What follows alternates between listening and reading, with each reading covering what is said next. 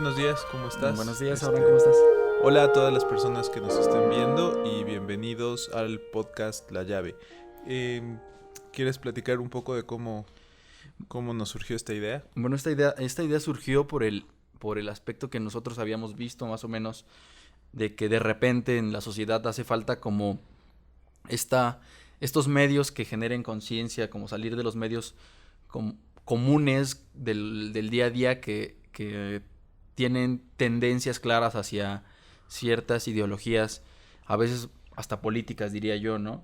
Y este podcast pues justamente se aleja de esas ideas para tener como mostrar perspectivas diferentes sobre como análisis de diferentes temas que podrían ser de interés para todos y que además pues de alguna forma nos llevan a analizar un poquito más las situaciones que estamos viviendo. Claro, sí, yo recuerdo justo el día que estábamos platicando de la idea de este podcast y eso me parece interesante compartirlo porque justamente es como una perspectiva de dos personas, ciudadanos, el tipo de categorización que se le quiera dar, pero personas comunes que formamos parte de esta sociedad, no tenemos una especialidad de comentaristas ni nada, pero me parece que sí es muy importante. Bueno, ves que platicábamos, ¿no? De esto que entre nosotros estábamos platicando de muchas de las cosas que suceden alrededor, ¿no? Este es un momento que a mí me parece muy interesante. Podemos ver cómo hay están ocurriendo muchos fenómenos sociales y sí, a mí me parece que los medios oficiales que comentan o por los que nos llega la información tienen tendencias muy claras y tendencias que a lo mejor no se corresponden con la que las personas, digamos, comunes podríamos tener, ¿no? Entonces, en ese sentido, crear como un espacio donde se puedan hablar de estas ideas sin tener como una agenda previa, ¿no? Entonces, y también pues la participación y los comentarios de quienes nos vean pues van a ser súper interesantes y van a nutrir mucho justamente esta plática, ¿no? Porque en realidad lo que queremos hacer es las pláticas que Moy y yo teníamos porque somos vecinos, entonces habíamos estado platicando de muchos temas últimamente. Y esas pláticas, bueno, entre nosotros que ya compartíamos esos puntos de vista, pues quisiéramos que llegaran a más gente y nutrirnos también con las ideas de otras personas, ¿no? Que creo que este tipo de medios como el podcast pueden crear comunidades muy, muy amplias y muy interesantes y creo que es un momento donde hacen mucha falta. Sí, y además, pues claro, nosotros vamos a intentar que en este medio lleguen otras personas con perspectivas, podremos decirlo así, un poquito más profesionales, que Claro. podrán hablarnos de estos temas. Por lo pronto, pues nosotros empezamos con un tema muy, muy interesante, que es el de los conceptos.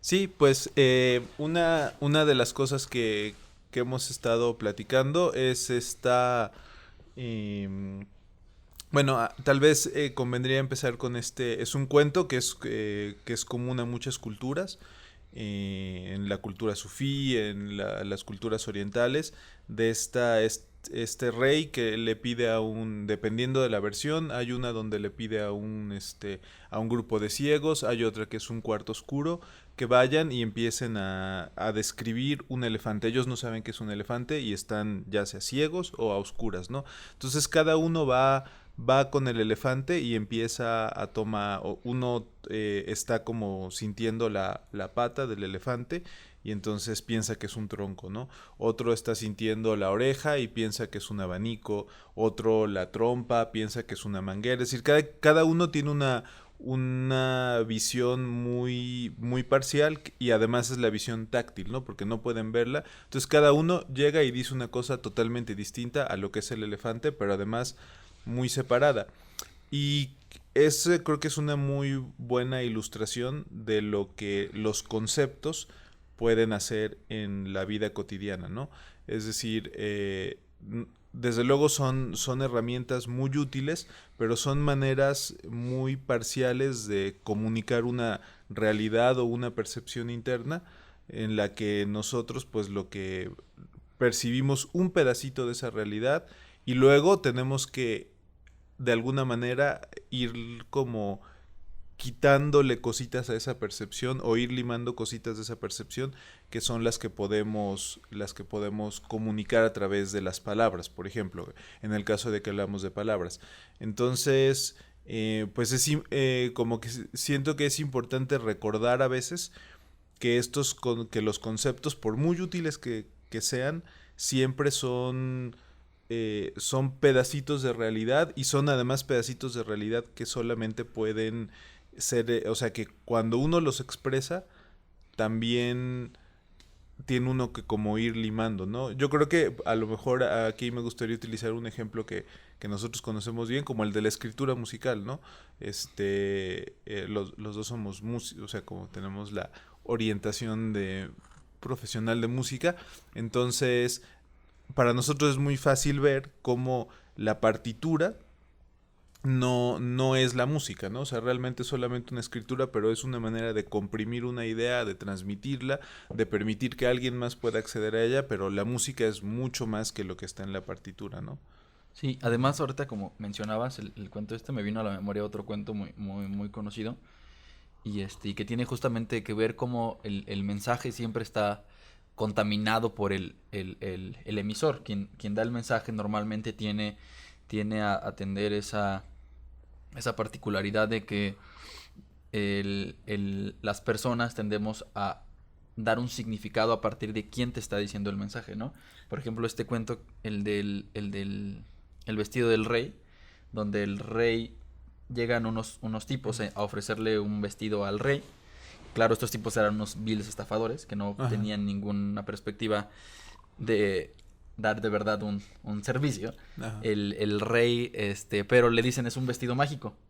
El vestido solo puede ser visto por gente de fiel, muy inteligente, muy de alta, como de un nivel intelectual alto, ¿no? Y una capacidad como crítica Claro. eventual, ¿no?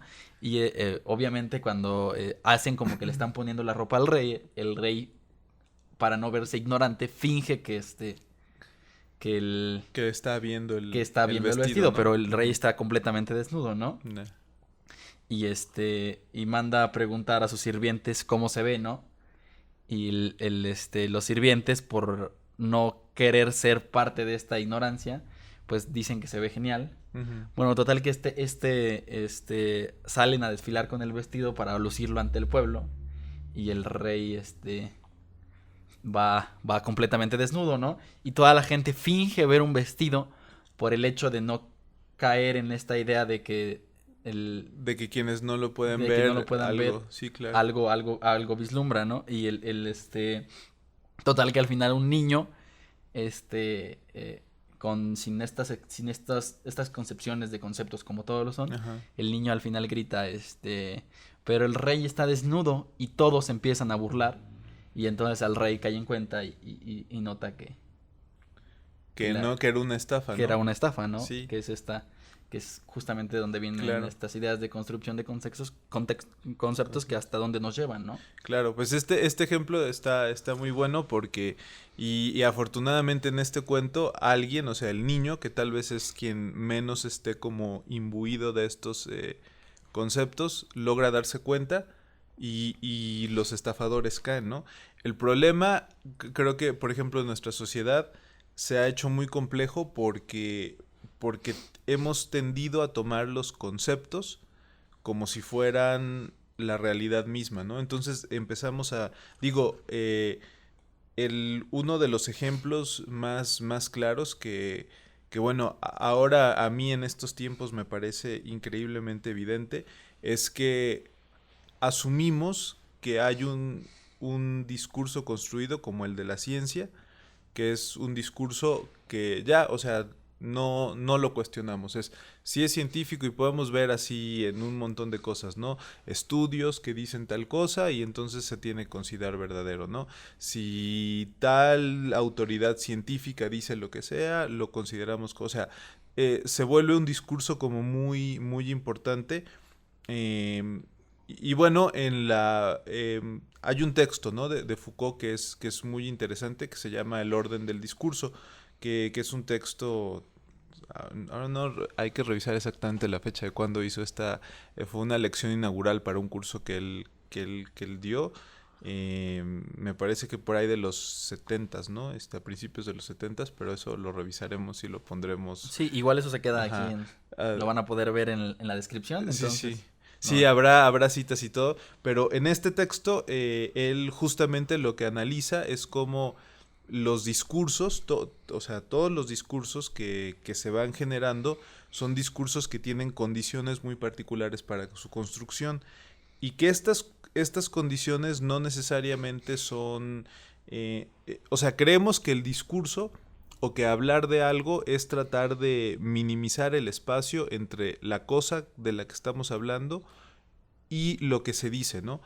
Primero, asumiendo que hubiera la posibilidad de hacer este tipo de traspaso entre la realidad, vamos a suponer para este momento, ¿no? Que existiera una realidad objetiva, ¿no? Una cosa con una existencia totalmente independiente, ¿no? Y que este tipo de objetos o cosas que existen pudieran tener la posibilidad de ser hablados, ¿no? Es decir, que el lenguaje, cualquier tipo de lenguaje, artístico, metafórico, científico, que pudiera realmente capturar todo, ¿no? Entonces, bueno, primero desde ahí hay un problema, ¿no?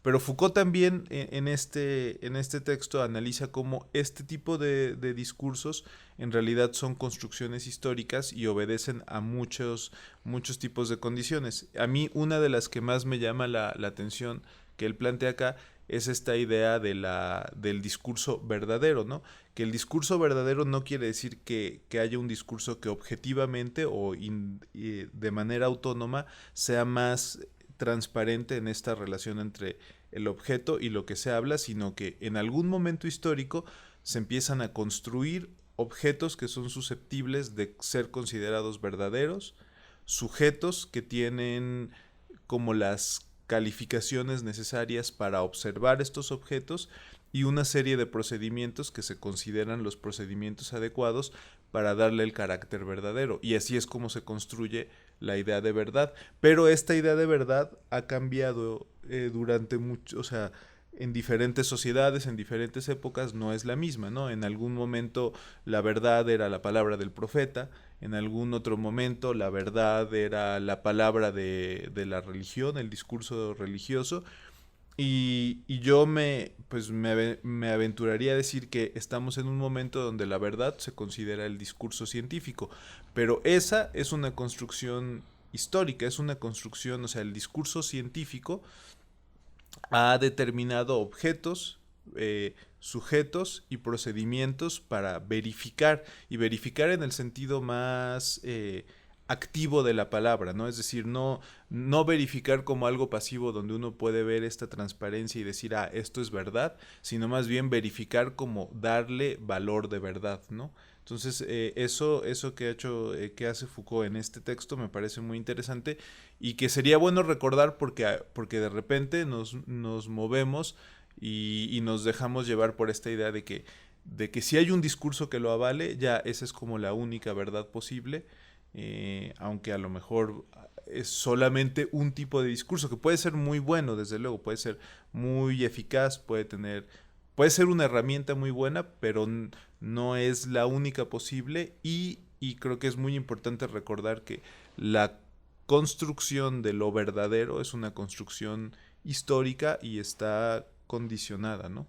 Sí, que además, que ahorita que mencionabas toda esta idea del discurso científico, incluso que este discurso científico muchas veces se ve contaminado por agentes externos, que evidentemente la ciencia forma parte de la economía, ¿no?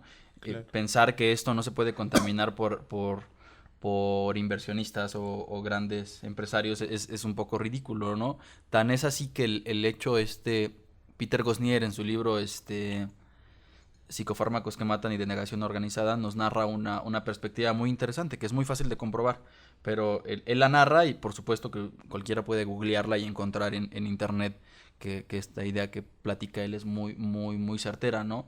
Él hablaba sobre la depresión post-morte que viene planteada en los manuales estos, los DSM, Ujú. Este, El manual de psiquiatría, ¿no? de psiquiatría, de el las oficial. enfermedades psiquiátricas, ¿no? Ok, Ajá, ese manual como que hace oficial claro. la descripción, pongámoslo así, el concepto de cómo podemos nosotros decir que, por ejemplo, si nosotros hablamos de, por ejemplo, depresión post-morte, ¿no?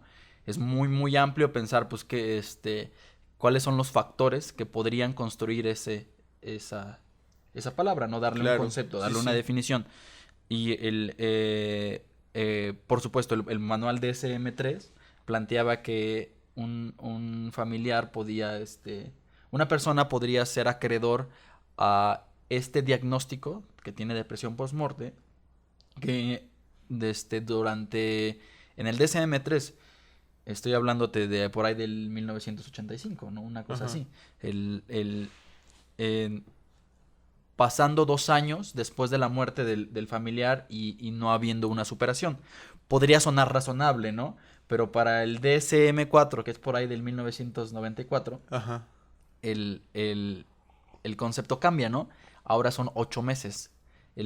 Peter Gosnier plantea, dice, bueno, ahora a partir de los 8 meses, si no has superado la muerte Ya estás enfermo. ya estás enfermo. Ajá. Y me parece que para el DSM-5, no estoy tan seguro, pero me parece que eran 2 semanas o 2 meses, Ajá. que igual sigue siendo una ridiculez, ¿no?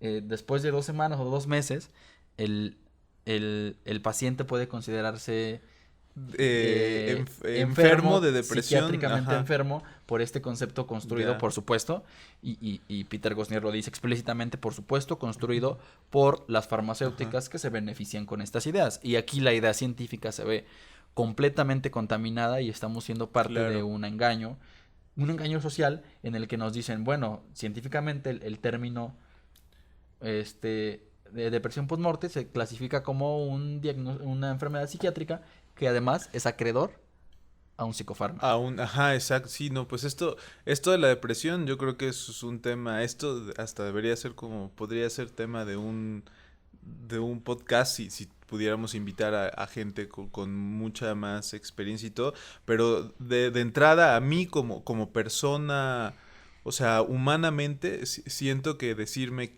cuánto tiempo me puedo poner o no me puedo poner triste por por una experiencia de pérdida, o sea, que eso esté cuantificado y que esté estandarizado, ya es como que hace pensar, ¿no? Exactamente que haya, o sea, por qué hay tanto interés en cuantificar, en determinar con tiempo, en un manual que se supone tiene una pretensión, digamos, general, cuando puede haber o sea, hay tantas variables, ¿no? O sea, dependiendo de la persona, dependiendo de la cercanía, yo tengo, seguramente todos tenemos amigos que han tardado mucho más de meses en superar una ruptura, o sea, una Una ruptura ruptura amorosa, ¿no? amorosa, ¿no? No digas una cosa como la muerte, este, y el mismo término de la depresión, no, o sea, hay culturas donde la depresión ni siquiera se considera como que exista, ¿no?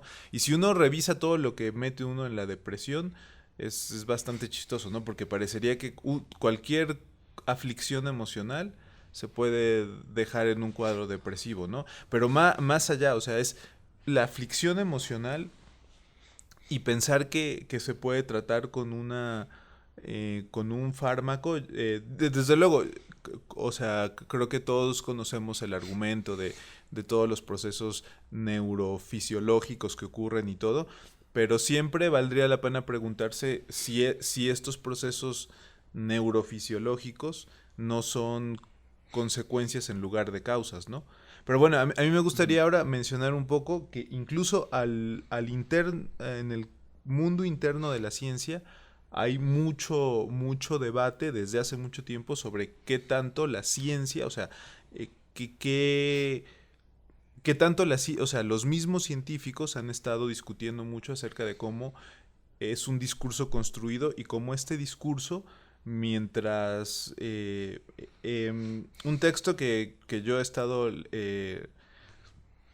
que creo que tiene ideas muy interesantes y que desde luego no es un texto tan reciente, pero es el Tratado contra el Método de Feyerabend, uno de los Ujú. filósofos de la ciencia más reconocidos del siglo XX, Y él justamente lo que propone es una especie de anarquismo científico, ¿no? Él dice, justamente no ser anarquista en la ciencia es lo que más va a retrasar la ciencia, ¿no? Porque el texto es súper interesante, de hecho él escribe este texto a manera de una... surge a través de correspondencias y de una discusión que tenía, me parece que por medio de cartas, con otro gran filósofo, eh, tengo que checar el nombre, pero lo pondremos también acá porque es un nombre que me cuesta trabajo, ¿no? Eh, pero él justamente habla de cómo existe una postura, ¿no? Donde el anarquismo teórico pues podría empezar a salir, o sea, a utilizar los conceptos como lo que son, como herramientas y crear nuevas, ¿no? Es muy interesante el texto porque habla justamente de cómo eh, muchas veces lo que pasa con las teorías científicas es que tienen que ser consistentes. Entonces, cuando la teoría científica tiene que ser consistente con la anterior, él lo que dice es, en lugar de privilegiar un avance científico, no hay como manera de privilegiar lo que es mejor o lo que nos permite entender mejor un fenómeno, sino más bien justamente por este tipo de creo que todos los que hemos hecho en algún momento hemos estado sujetos a las investigaciones académicas o a los modelos académicos donde tienes que citar y donde tienes que nos encontramos un poco con este problema, ¿no? De repente parece ser que tenemos que estar en total concordancia con esto que se llama el estado del arte o con el estado de la cuestión, y cualquier información que no vaya por ahí, como que no sabemos dónde encajarla, ¿no? Un poco eso es de lo que habla Feyerabend, de que a veces este tipo de consistencias con las teorías, de estar como, como tratar de estar acordes con ellas, pues no permite realmente mucho avanzar, ¿no? A veces sería mejor encontrar cosas totalmente contradictorias que podrían abrir caminos nuevos, ¿no? Tengo que revisar mis notas para acordarme.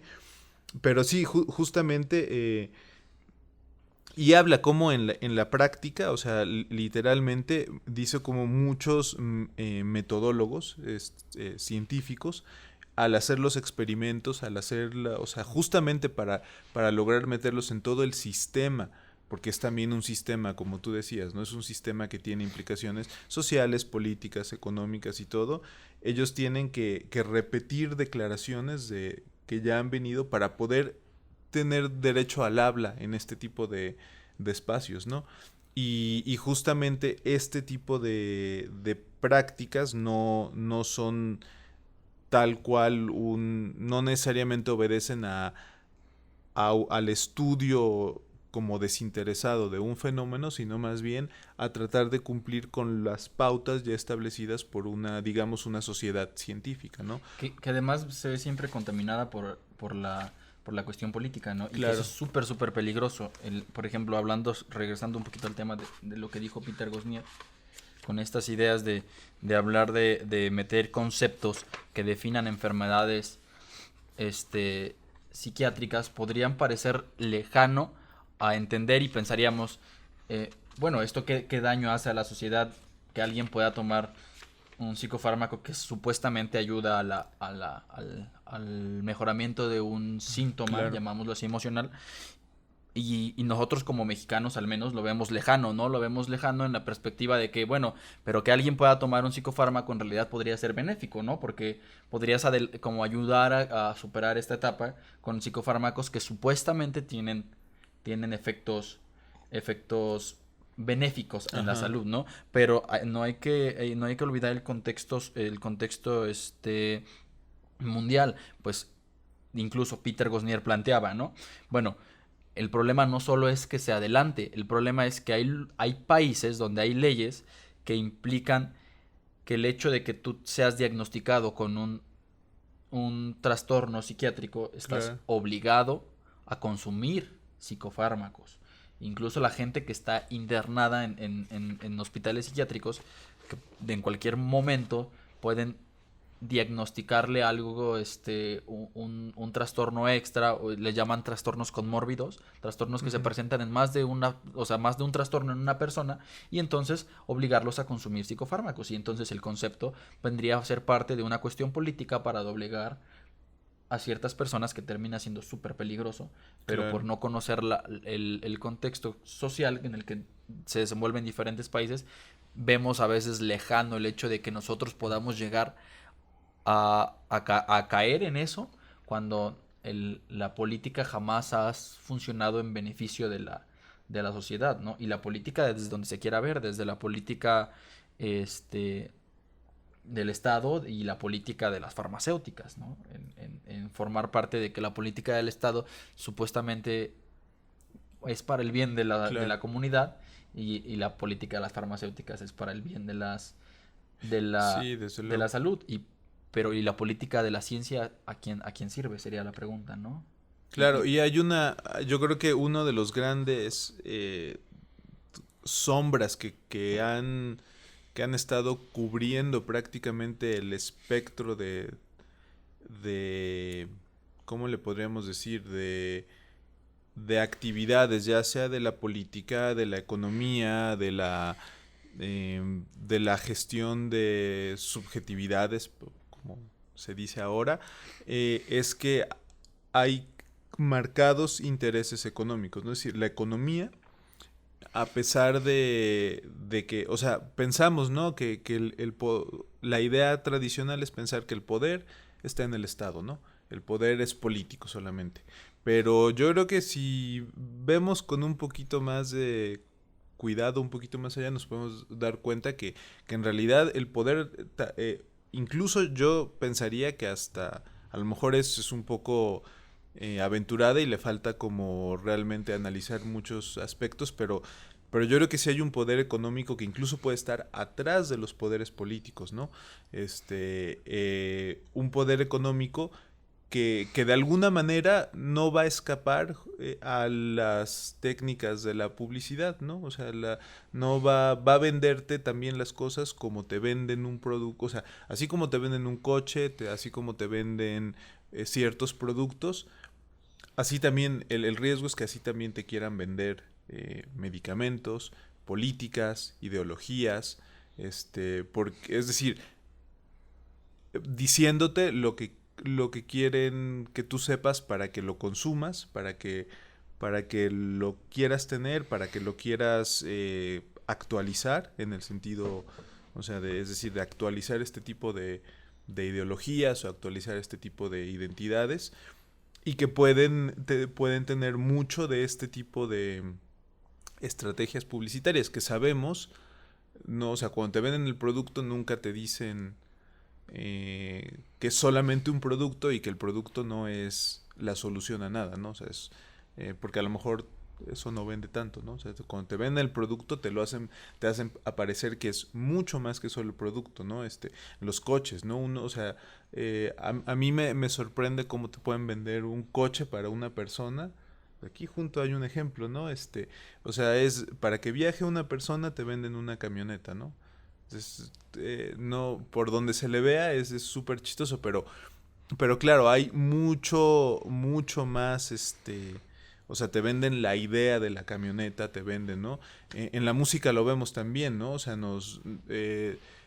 bueno, en la música popular vemos como hay todo una creación, o sea, ahí hay muy claro también en la música clásica, ¿no? Solamente que quienes lo empezaron a hacer muy bien fueron los de lo que se llama la industria musical, ¿no? Entonces, ¿cuánto de eso no está contaminado incluso en la ciencia, ¿no? O sea, cuánto de la ciencia no también se podría volver una especie de marketing científico, ¿no? Para postular a tu postura científica que además pudiera favorecer, o sea, ese es el riesgo, ¿no? Que pudiera estar favoreciendo a los grandes capitales.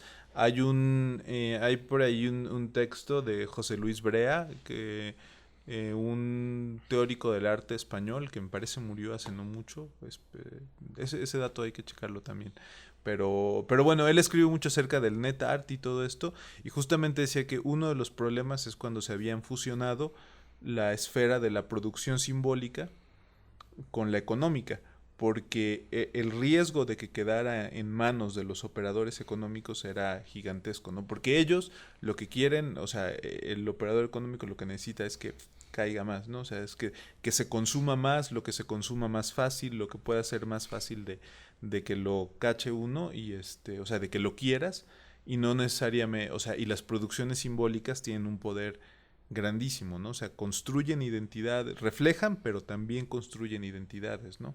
Entonces ese era un riesgo. Y además que estos conceptos están basados justamente en esas ideas que hasta podrían ser falsas y que se alejan de la realidad. Había un meme muy muy bueno que estaban manejando muchísimos amigos míos que eran, me parece, mercadólogos, y era como ponían el meme y decían ¿qué vende Starbucks, no? Ajá. Y la idea era Sí. ¿qué vende Starbucks? El concepto es, bueno, uno pensaría, pensemos en la realidad, Sí, la sí. realidad, en la realidad visible, no en la realidad construida, ¿no? En la realidad visible que vende, pues productos derivados del café, ¿no? Claro. Café o como convenios con eso, ¿no? La Sí, idea sí. de Starbucks, pues de hecho, en el nombre dice Coffee Company o algo así, ¿no? Ajá, sí, sí, no, ahora no recuerdo, No pero recuerdo exactamente, pero la idea de Starbucks es vender café, ¿no? Pero ellos hacían un constructo dentro de la idea mercantil que Starbucks vendía estatus, ¿no? Estatus, claro, imagen, toda sí, sí, esta sí. idea que por supuesto es un concepto construido a partir de una idea que podría ser o no verdad, ¿no? Y habría que ver a quién sirve esa idea y Claro. para qué fue construida, no caer en esta idea de que los conceptos son términos definidos por la RAE o por cualquier institución, que además Ujú. estas instituciones se establecen con un orden jerárquico, diciendo yo soy quien va a decir qué es, Claro, por sí, sí, supuesto, sí. ¿no? Y además se pierde la idea del, de muchas veces de las raíces latinas, de las raíces, porque cuando tú buscas un concepto en Google, no te aparece la mayoría de las ocasiones, ¿no? Ujú. Habrá ocasiones que no te aparece el origen latino o el origen griego, no te aparece la epistemología del concepto. Lo que te aparece es una descripción del, De lo que, de sí, lo, claro. de lo que la institución, por ejemplo, la RAE o cualquier otra institución que haya Sí, construido el la concepto, definición que ellos dicen, bueno, te doy una definición de esto, ¿no?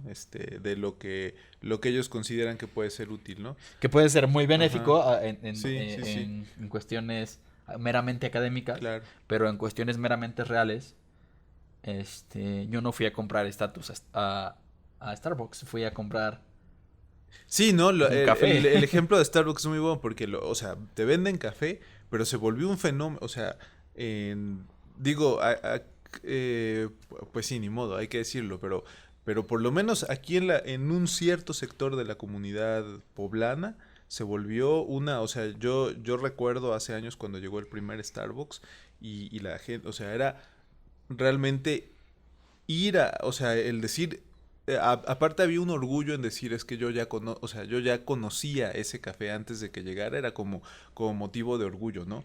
Y el ir y pedir, o sea, de veras no era chiste, no sé si todavía pasa, pero hubo momentos donde la gente subía a sus redes sociales su bueno, este vasito de cartón de Starbucks con su nombre, ¿no? O sea, era todo un motivo de decir, pues yo sí estoy en el grupo de los que van a Starbucks, porque eso, ¿qué te da? Pues no sé, supongo que esta idea de ciudadano del mundo, porque Starbucks es una transnacional ya, o sea, Starbucks hay en muchos lugares, es como crea toda una identidad, ¿no? Y acabas pagando un café ¿Por cuánto, carísimo, no? ¿no? Ajá, ¿por Un cuánto? café carísimo, ¿Cuánto te costó el concepto? Podríamos ajá, poner la pregunta, ¿no? sí, sí, Cuánto terminó valiendo esta claro, idea que te vendieron? Pero sí, además, o sea, Starbucks es un ejemplo, ¿no? ¿Cuánto nos costaron las ideas de entender, por ejemplo, medicamentos claro, que muchas veces no son prácticamente necesarios dentro de una recuperación, ¿no? Cuántos medicamentos de estos, esto lo plantea Peter Gosnier, ¿no? En su libro, ¿cuántos medicamentos de estos tienen de los psicofármacos, al menos que nos ofrecen, ¿no? Tienen una mejora estandarizada en el 0,2%, pero con daños colaterales enormes, ¿no? Que van Claro. así marcadísimos, que te va a mejorar esto en tu diagnóstico, pero te va a afectar en todo esto, ¿no? ¿A costa de qué? Sí, Justamente sí, sí. Starbucks es esa idea, ¿no? Sí, y lo podemos ver en todo, ¿no? O sea, de repente se nos vende toda una idea de que hay una, o sea, por ejemplo, esta idea, ¿no? Hay muchísimas y hay unas que creo que no son más fáciles distinguir, ¿no? Por ejemplo, como la de Starbucks, pues no se necesita pensar muchísimo para llegar a decir, bueno, al final es café y en realidad hay una estrategia de marketing muy fuerte, ¿no? Pero, ¿qué pasa, por ejemplo, cuando nos dicen, ¿sabes qué? El camino a acceder a un medio de vida decente es ser profesionista, ¿no?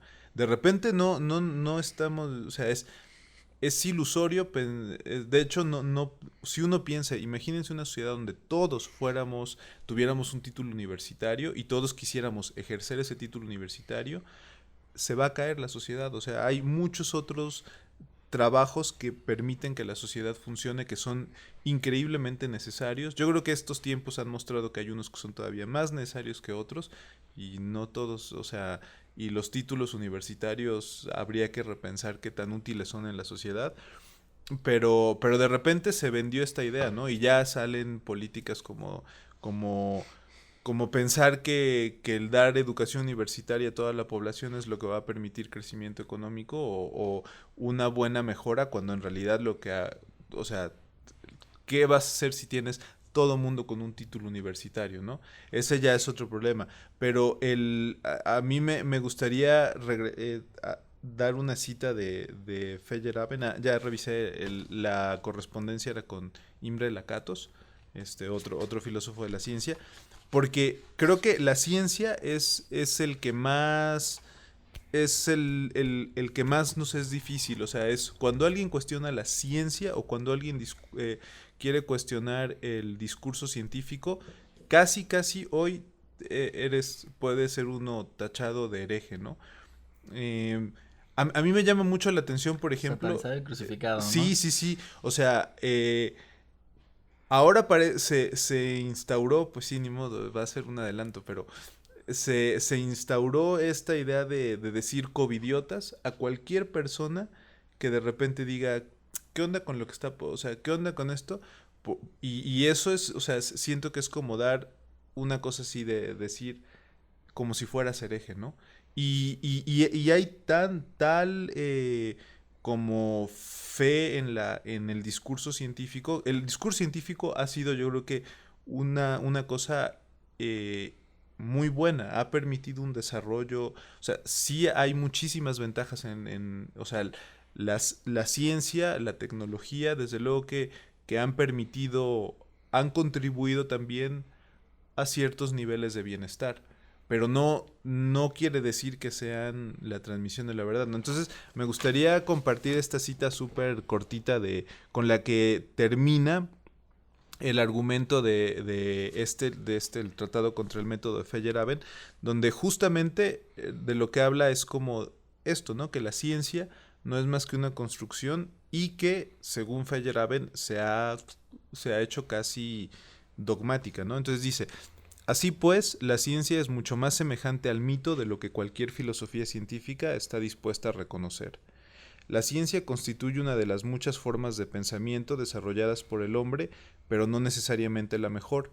Es una forma de pensamiento conspicua, estrepitosa e insolente, pero solo intrínsecamente superior a las demás para aquellos que ya han decidido en favor de cierta ideología, o que la han aceptado sin haber examinado sus ventajas y sus límites. Y puesto que la aceptación y rechazo de ideologías debería dejarse en manos del individuo, resulta que la separación de Iglesia y Estado debe complementarse con la separación de Estado y ciencia. Dos puntos. La institución, o sea, se refiere a la ciencia como la institución religiosa más reciente, más agresiva y más dogmática. Semejante separación quizás sea nuestra única oportunidad de conseguir una humanidad que somos capaces de realizar, pero que nunca hemos realizado plenamente. A mí me parece que eso es muy interesante como de ir reflexionando, porque parece que hoy en día la ciencia es tomamos como el concepto verdadero y el concepto al que deben de, como la construcción conceptual a la que deben de remitirse todo lo demás que rija nuestra vida, y no nos damos cuenta que es solamente un concepto. Puede ser increíblemente útil, puede ser increíblemente benéfico, pero también puede ser increíblemente limitante, ¿no? Podría mostrarnos solo un pedacito de realidad, y como estábamos diciendo, ¿no? Tampoco podemos asegurar que el discurso científico no esté contaminado por intereses económicos, por intereses políticos, por intereses de por también utilizarlo como una lucha de poder, ¿no? Sí, que además, ya para ir cerrando, me gustaría como tener un par de ideas muy buenas. Primero tomando en cuenta como lo que dijiste, primero la de Orwell, el del, Ajá. la de la rebelión de la granja, justamente que hablaba de cómo los animales, cuando eran sometidos por los cerdos, que eran muy específico, como el poder, Ajá, sí, el sí. poder político, se vieron engañados por el hecho de que no vivían tanto tiempo para recordar Claro. cuál era realmente el discurso con el que se había iniciado la rebelión. Y justamente estos conceptos son los que nos meten con ideas de ideas sociales que nos van intuyendo, y además que vamos cayendo en esa idea de caer, de ser los borregos de los conceptos, ¿no? Seguir donde el concepto científico, donde la mayoría está implicada, ¿no? Un amigo mío, César, que pronto esperemos lo tengamos aquí de invitado, me dijo alguna vez una frase muy interesante, que era: no olvides que la mayoría gritó crucifíquenlo.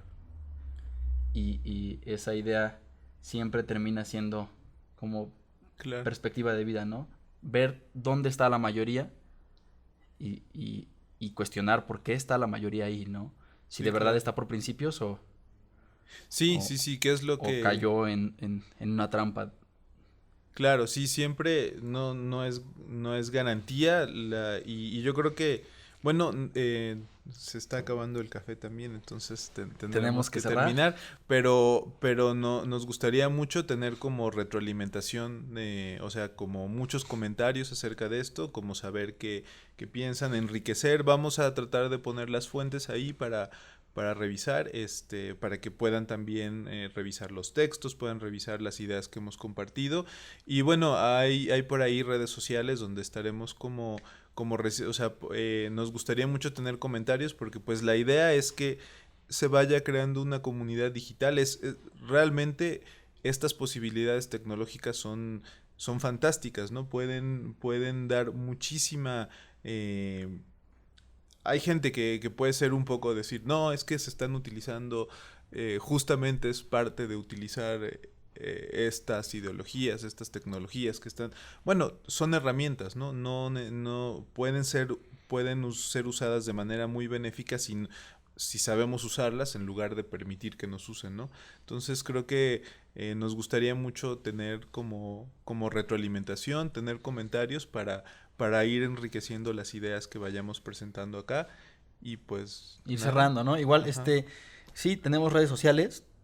Para los que nos ven por YouTube o por Facebook, van a estar las descripciones de las redes. Nos pueden encontrar fácilmente como La Llave Podcast en Facebook y en YouTube. En ambos lugares nos pueden encontrar como La Llave Podcast.